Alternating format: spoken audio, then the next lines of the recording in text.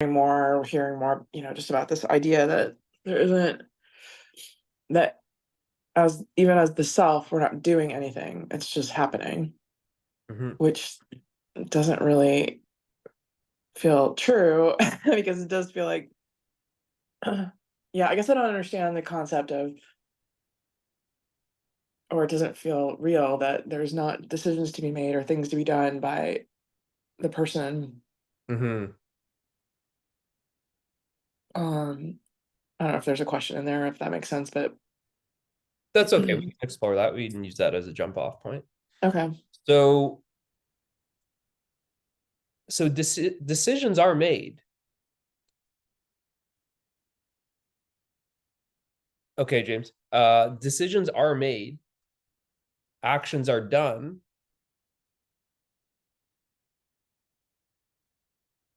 But there's no separate doer. There's no separate decider.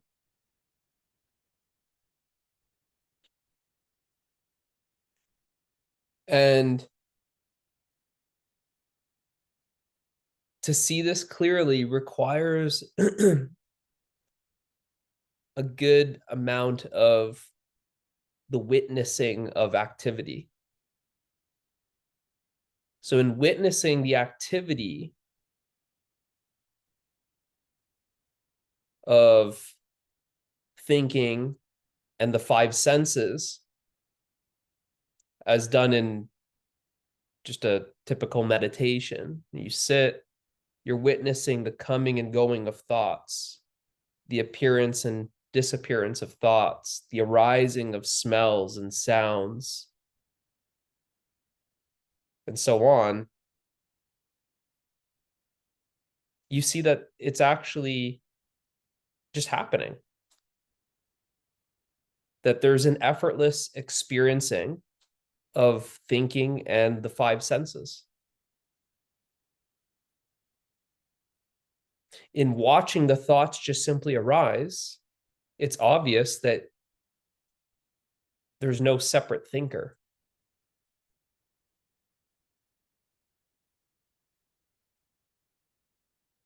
So this gives you a pretty good experience of it's just happening. The thoughts are just happening. I mean, if I was actually the separate thinker, I would have made myself stop thinking years ago. If I was the separate thinker, I would have just simply only thought positive for the rest of my life. Now we're really kind of exploring this deeper.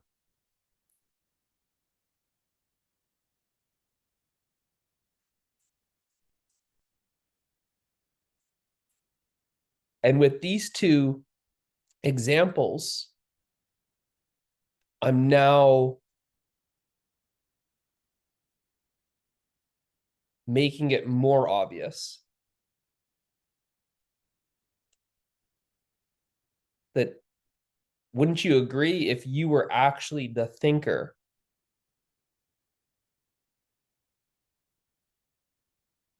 that's complaining about negative thoughts? Wouldn't you agree that you would have just stopped thinking negative thoughts and then only thought positive? Of course, yeah. No, Yeah. that makes sense. And wouldn't you agree that if the storytelling of the mind that you're suffering, which is just the thought activity, if that's what you're suffering, wouldn't you have just stopped it by now? Mm-hmm. Yeah. So this makes it pretty obvious here, just these two examples, that how could you possibly be a separate thinker if you can't change negative thoughts to positive thoughts and Right. consistently think positive? And how come you can't just stop your thoughts Yeah. and stop suffering by just stopping the thoughts? Now, if you can't even stop your thoughts, and if you can't change your thoughts,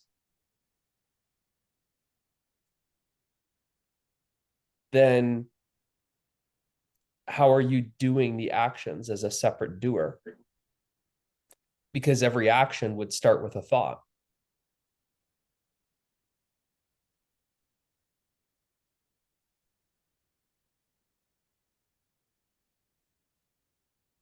So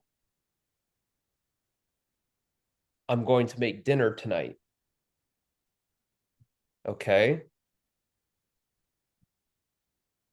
That's a thought.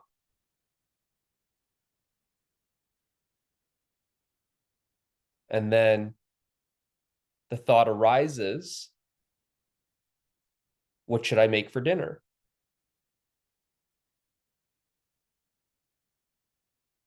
And then the thought arises, pasta.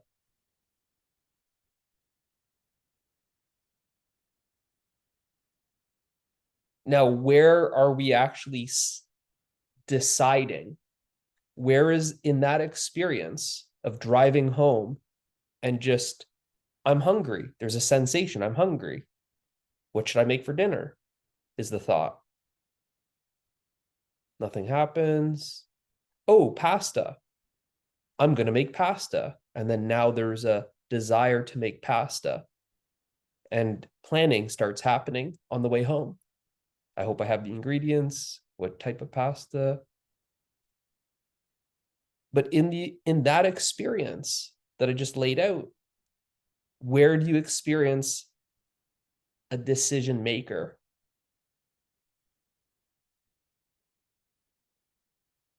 Because the direct experience is that the thoughts are just simply arising. There's a hunger sensation that arises. Then there's the thought, what am I going to have for dinner? And then there's another thought that follows that. I feel like pasta. And then there's another thought, I'm going to make pasta. And then there's another thought, I hope I have the ingredients. And then there's another thought, I can't wait to get home. But where is the experience of the decision maker?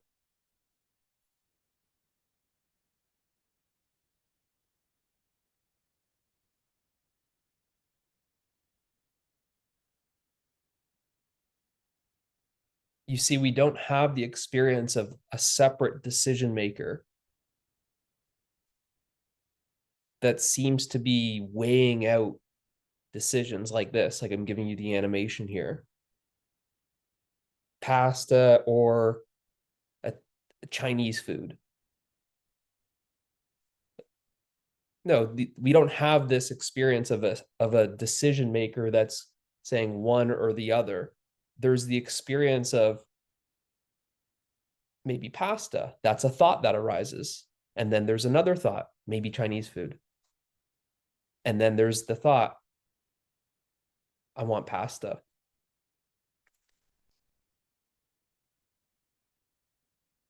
So this is obvious when you're seeing, when you're witnessing the activity, because you're noticing it's just happening. It's just these thoughts that are arising on their own. Now, what makes it compelling that there's a separate decision maker and a separate doer is when this I thought basically becomes like a bookend. It starts, I am hungry. So it's starting this kind of sequence of thoughts. And it also ends the sequence of thoughts, and it's also in between.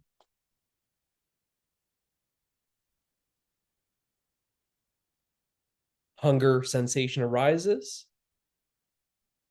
spontaneously. Thought then arises spontaneously. I am hungry. Another spontaneous thought arises.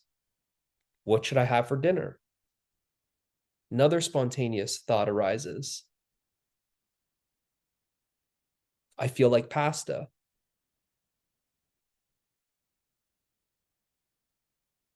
Another spontaneous thought arises. I hope I have the ingredients. Another spontaneous thought arises.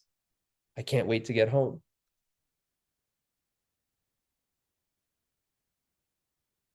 But this I that is accompanying these thoughts, we never have the experience of it as a separate I. But this I is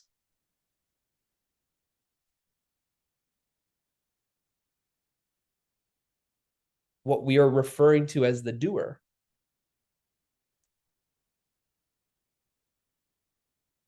I'm going to be going home and cooking dinner.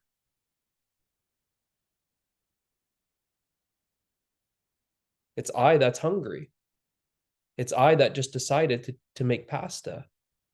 It's I that's checking to see if I have the ingredients. It's I that's impatient to get home and eat. And then I start cooking pasta. And then there's kind of a almost pat on the back. I did a good job. I made delicious pasta. So this is kind of like the end of the bookend. So this I thought starts like these kind of a series of thoughts, like a theme here. You're just driving home from dinner, and then there's like this kind of theme of hunger and making dinner, and then it carries on to then coming home and making dinner, and then there's the eating of the dinner, and then there's kind of like that's the end of that little theme. And it's about the one that's hungry, the one that made the decision to make pasta, the one that's going to go home and make pasta, the one that's making pasta, the one that ate the pasta, the one that complimented itself on making the pasta.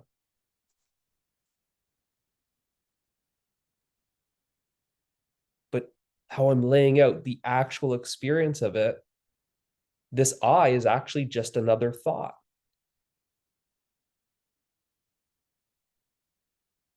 This I is a thought.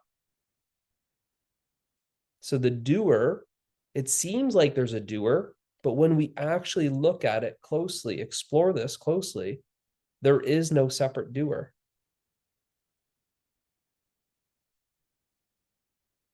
It's a thought that's appearing to be a doer.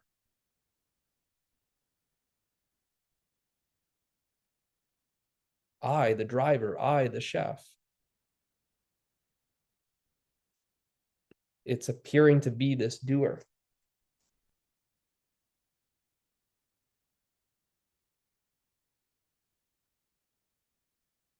And this is what makes it very sneaky, is because it's a thought that's kind of taking on this apparent doer and decision maker. And a lot of thoughts then support this because there's like a possessing of an activity. It's I that's driving the car. It's I that's cooking dinner. It's I that's eating. Now, when we just remove that I, there's just simply driving the car. There's cooking dinner. There's eating.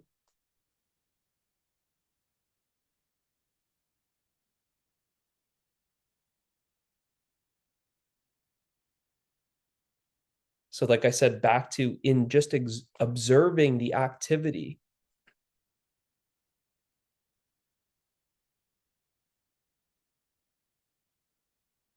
the thinking, and the five senses. That's your experience of life. That's your experience of the moment.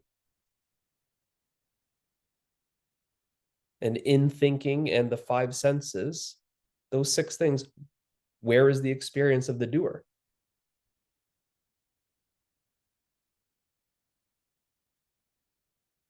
we don't have an objective experience of the doer. We have an objective experience of thought. We have an objective experience of touch, taste, smell, sight, sound. But we don't have an objective experience of a doer, a separate doer, the mover and shaker of life. We don't have that experience.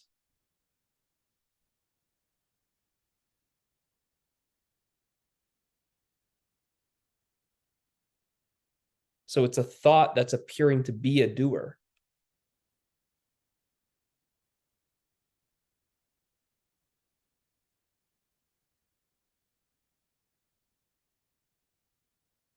The thought, I am doing this and that, creates the illusion that there actually is a doer. But when we look for that I that is the doer, we can't find it. All we find is a thought. And that thought is just an I thought. It's a thought that just shows up as I.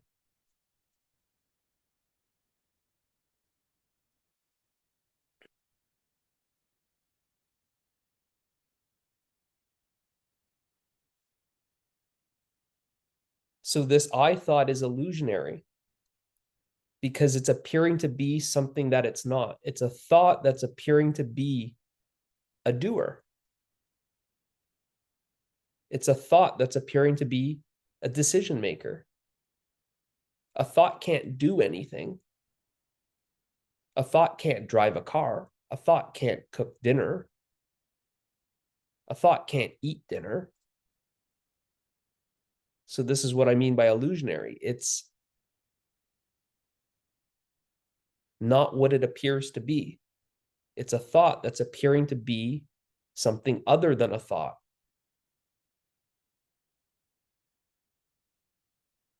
But when we just explore this, like we are right now, and just get really clear about the direct experience, there is no experience of a separate doer.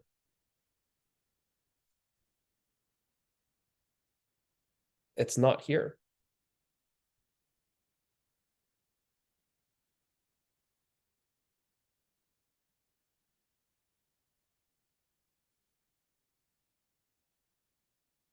There's an activity such as speaking, but there's no separate doer behind that activity. There's no separate doer that's making this activity happen. It's just happening.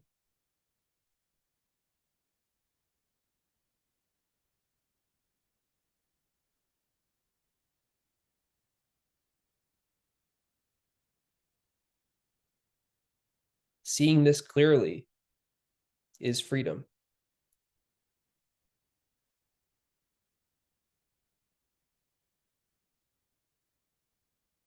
Freedom from believing to be the doer.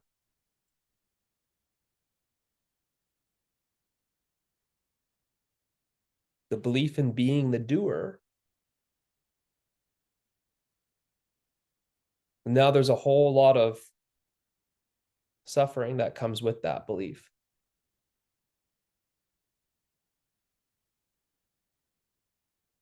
You're going to blame yourself. You're going to be ashamed of your actions. You're going to feel guilty of your actions. You're going to be prideful of your actions. Beat yourself up when you did the wrong actions. There's all of this that comes with that.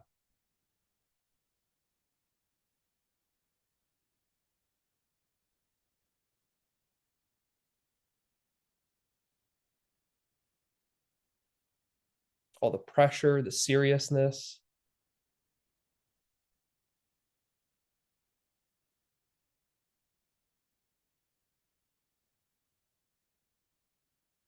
To believe that you are limited. To believe that you are just this body mind That is the belief in being the doer. It's synonymous. That I, the doer, this I is referring to I, the body mind. Me, the person. That I'm the actor.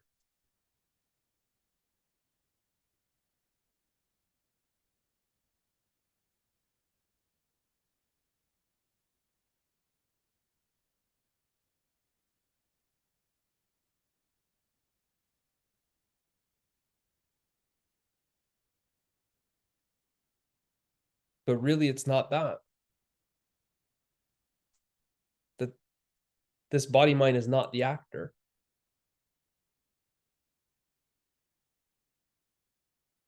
This body mind is the act. This body mind is an activity.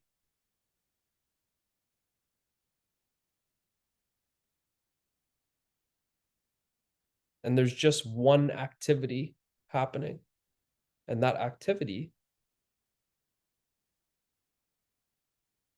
is what we call life.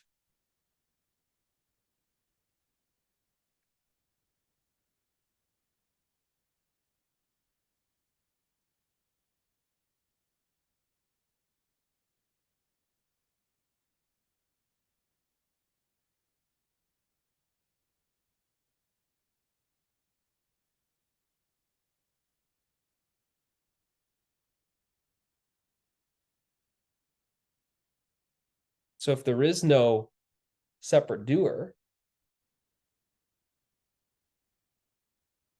and there's the awareness that this I thought is always referring to a doer, but there actually is no doer. So there's an awareness of no doer.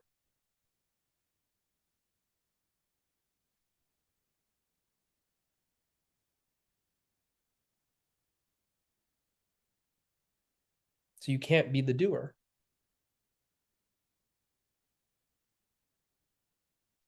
But isn't it you that's aware that there's no doer?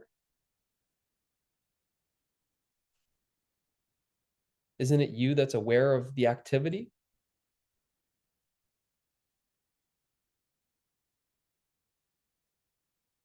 that we call life?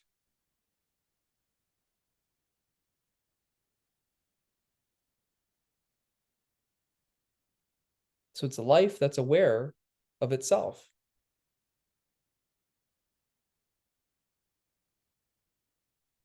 There's just one activity.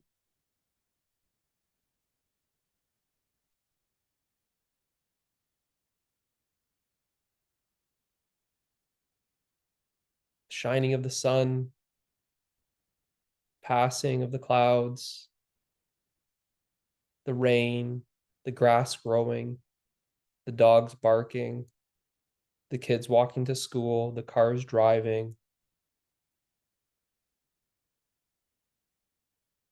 This conversation happening, it's all just one activity.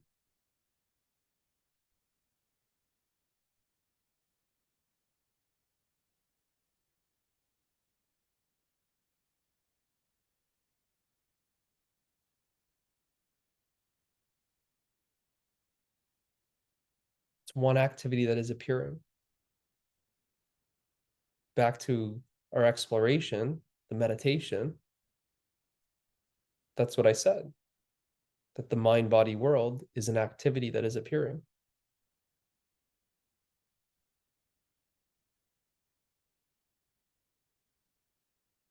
And without you experiencing, meaning experiencing is you, well, without you, there would be no activity that is appearing. Full circle, you are the reality of the activity that is appearing, known as body, mind, and world.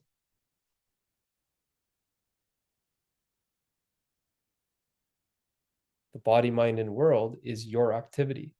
It is made of you. There is only you that is appearing as the body, mind, and world.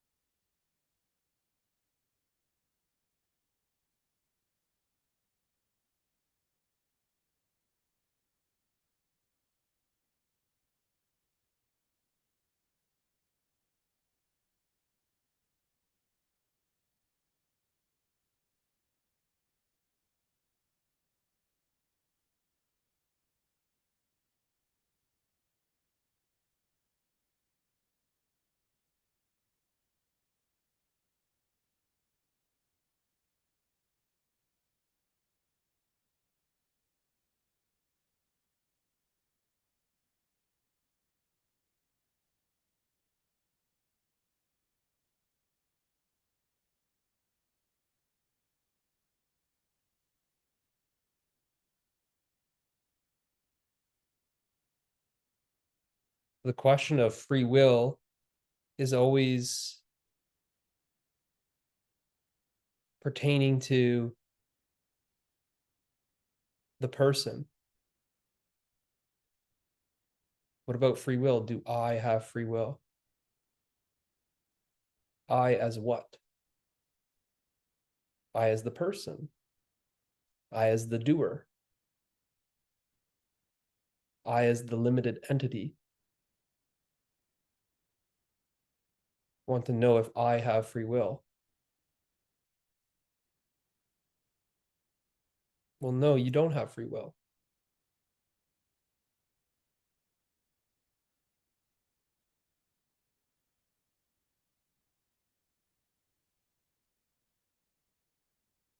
Because I as a doer don't exist.